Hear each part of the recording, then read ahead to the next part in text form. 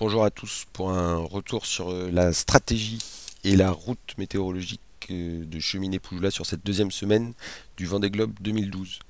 On avait donc laissé les concurrents le 16, 6 jours après le départ, dans les alizés juste après leur empannage pour un long bord vers le sud dans des conditions de mer et de vent enfin un peu plus agréables que la première semaine de course.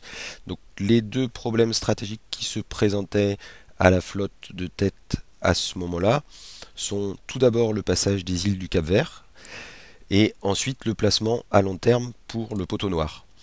Alors on voit ici que les concurrents, une fois rentrés dans les alizés, se laissent glisser dans le vent, c'est-à-dire abattre un peu, le vent vient un peu plus de l'arrière pour s'écarter des îles et ne pas en subir les dévents. Alors il faut savoir que ces îles font jusqu'à 3000 mètres de haut et qu'elles peuvent influencer le vent en diminuant la force sur une distance de plus de 150 km.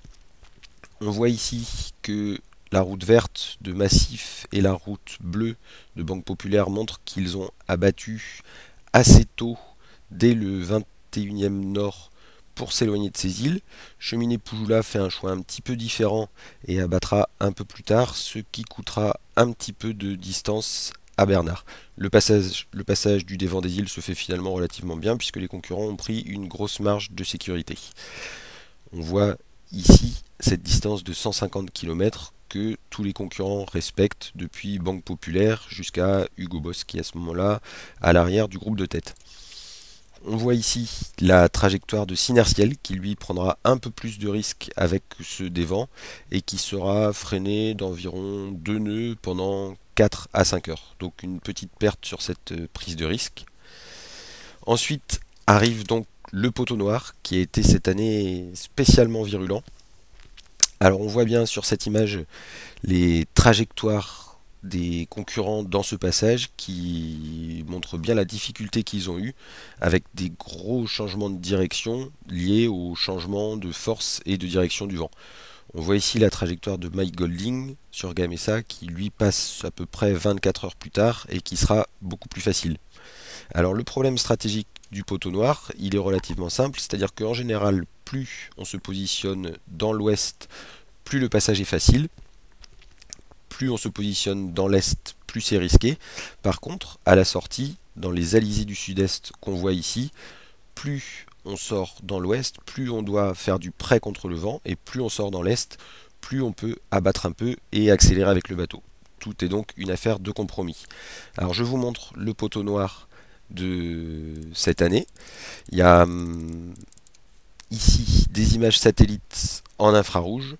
En gros, c'est relativement facile à comprendre, c'est-à-dire que plus c'est blanc, plus ça veut dire que les nuages sont élevés, donc qu'il y a de l'activité, c'est-à-dire des orages, des grains, des changements brutaux de force et de direction du vent. Il faut savoir que le vent sous un grain peut passer en quelques minutes de 3 à 4 km/h à 50-60 km/h. Donc pour un solitaire, c'est extrêmement difficile à gérer puisqu'il faut adapter la voilure très très rapidement.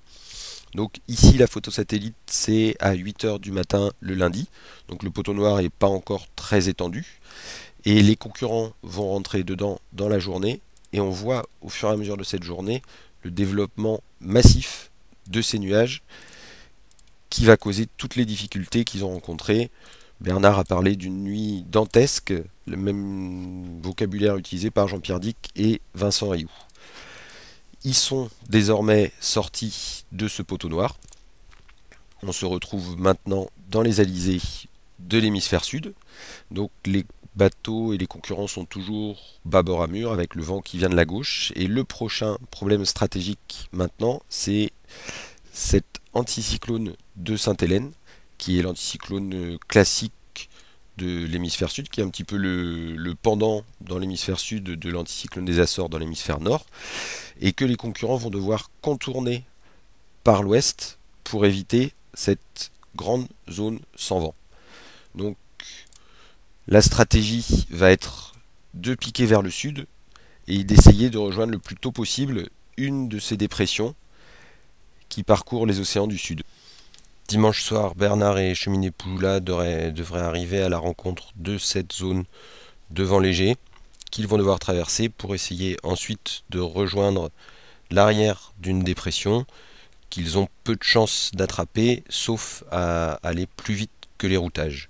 Dans tous les cas, la situation météo de la fin de semaine prochaine devrait être relativement complexe. Merci.